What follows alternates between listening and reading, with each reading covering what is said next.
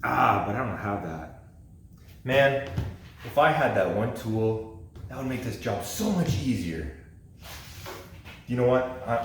I'm gonna go ask Nancy. I'm gonna see if she'll let me buy it.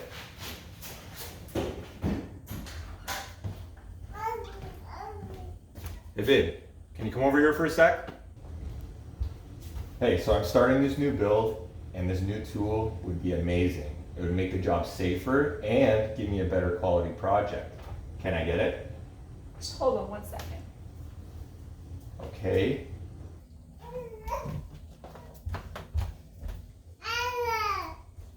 Are you sure it won't end up in this box? No, this time it's different.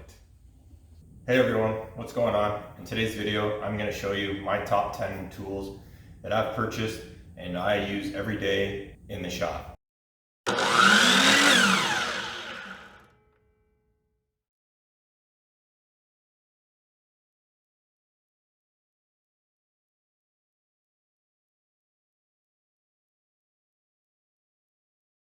I do a lot of cabinetry and furniture projects, so some of these tools may be very specific to me, but these are tools that I use on a daily basis. So follow along.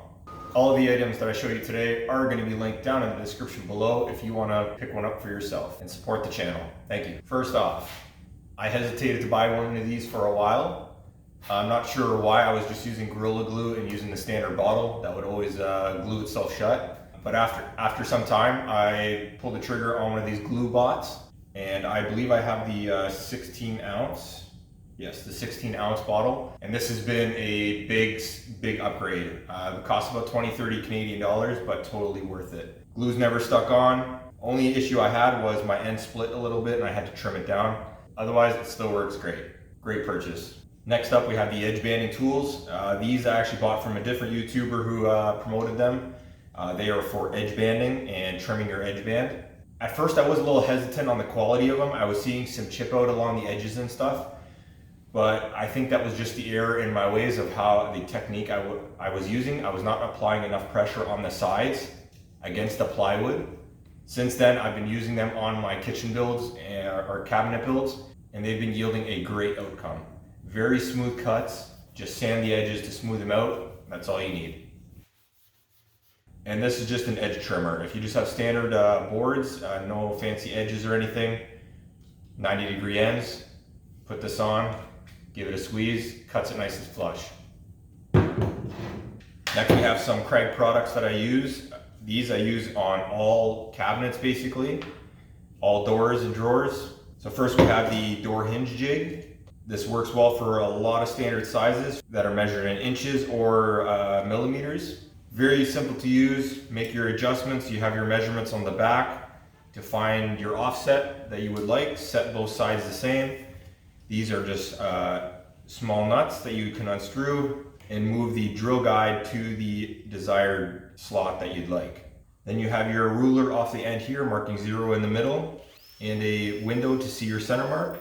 So this tape measure I'll usually use to reference the edge of the door, and this will be used to reference the middle of a drawer face. For about $30 to $40, great purchase. The other one we have here from Craig is the concealed door hinge jig. Amazing, takes all the guesswork out of it, works really well. Same here as the last jig, you have your tape measure here, marking 0 in the middle, using this to reference the edge of your door. Then you have your adjustments here on how many millimeters you want the hole to be offset from the edge. That information you can usually find with your door hinge. But very great piece, very functional. I've been using this since I bought it, and yeah, every door I get uses this. We do have some Diablo products here that I want to show, and the next one is just a Diablo blade. Hesitated to buy one of these for some time, just as they are a little bit more money than the construction blades that you can find. They were doing the job. Quality wasn't always 100%. They don't last as long. But I finally bit the bullet and I bought these. Actually bought them for all my saws. I had one on my Bosch 12-inch and I have two for the table saw. This is a 10-inch 24 tooth. This is what I use for ripping. And then I have a 10-inch 60 tooth that I use for cross cuts. From the first cut, you can just tell how much better one of these blades is compared to a construction one. Now, while these are much better, there are levels above this that you can go to that will produce better results.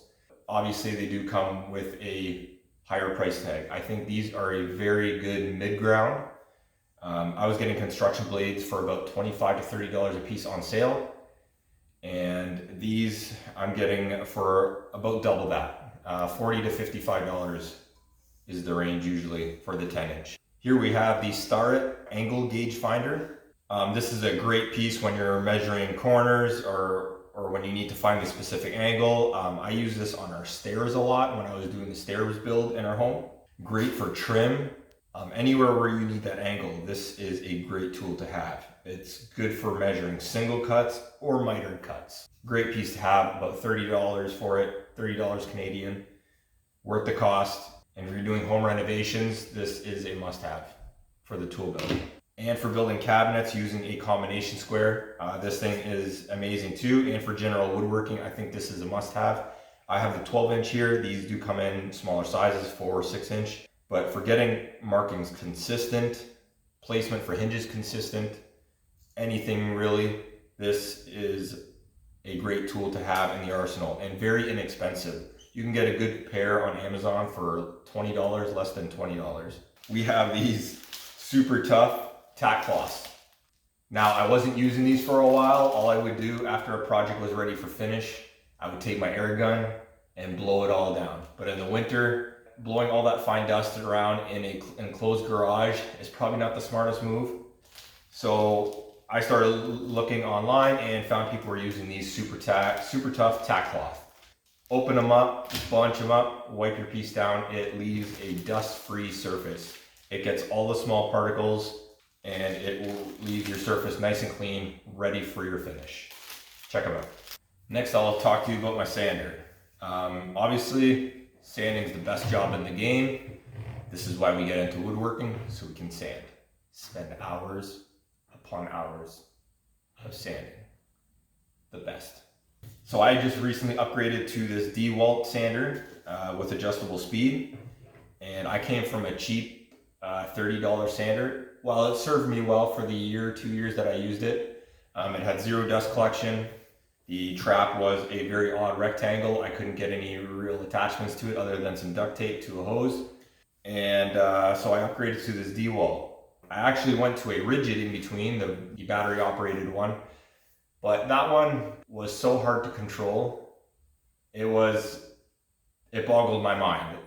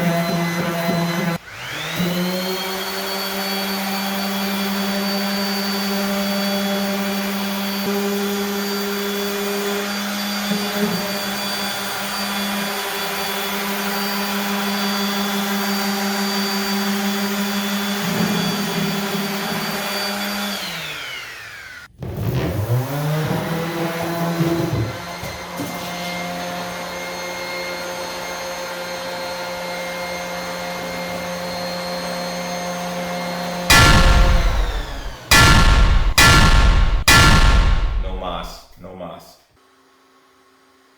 So I went back to my old one for a while, and since then I've upgraded to the DeWalt. It's been a great addition.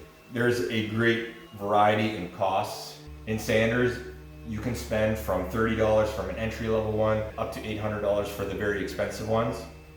This is I think a very good common mid-grade one. This tool ran me about $120 Canadian. It's been a great tool. It's got the round outlet, and I found a hose that I can just pop over it, and it's made dust collection very good. No fine pieces flying in the air. It works really well. The only complaint that I was seeing was sanding discs not sticking properly to this bottom plate.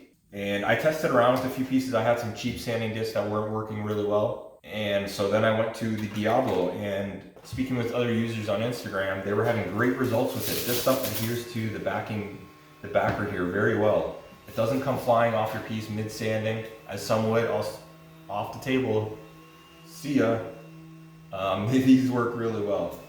So I've switched completely over to the Diablo, but at this price it's tough to beat. One of these packs is $20, you get 50 discs, so at less than 50 cents a disc, this is amazing. These two paired together, they work really well. So I just want to thank you for watching today's video. If you've seen any products that you like or that you need, as I said, links are down in the description below.